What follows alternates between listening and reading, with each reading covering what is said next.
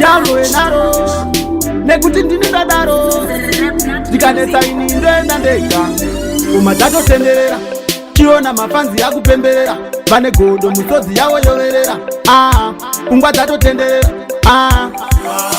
amai musadukire kana ndaenda kungoma ndodzokani zita rangu ndonzi chango ini ndiri mukono unodzvova Wenharo musadukire kana ndaenda kungoma ndodzoka ndosaka mchinzi dzangu ini ndiri mukono unodzvova kunyangwe ndiri ndega ndinoenda hanzi kumangoma kune shumba dzinorira vamwe vakati mamona anapoika ini handikwatezvono ini ndonzi chango mondoro yemusango kuti ndinzi chango hazvina kutanga pano ndakatombobatawo mapfumbo nemakano handizese kunyangwe ripi zvaro sango amai musadukire kana ndaenda kungoma ndodzokani zita rangu ndonzi chango ini ndiri mukono unodzvova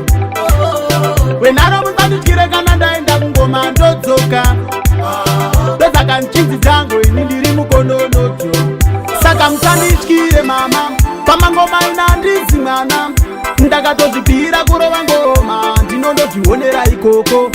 shungu dzangu kutsvaga mbiri nemangoma ndigobudirawo mhiri shwiro yangu kuzofambawo nevhiri ndombobuda ndombosiya zvematiri amai musadukire kana ndaenda kungoma ndodzokani zita rangu ndonzi chango ini ndiri mukono unodzvova Wenharo musadukire kana ndaenda kungoma ndodzoka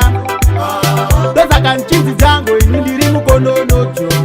kunyangwe ndiri ndega ndinoenda hanzi kumangoma kune shumba dzinorira vamwe vakati mamona anapoika ini handikwatezvono ini ndonzi chango mondoro yemusango kuti ndinzi chango hazvina kutanga pano ndakatombobatawo mapfumbo nemakano handizese kunyangwe ripi zvaro sango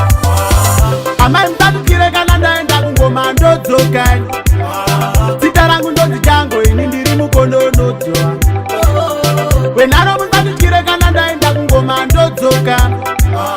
ndosaka mchinzi dzangu ini ndiri mukono unodzvova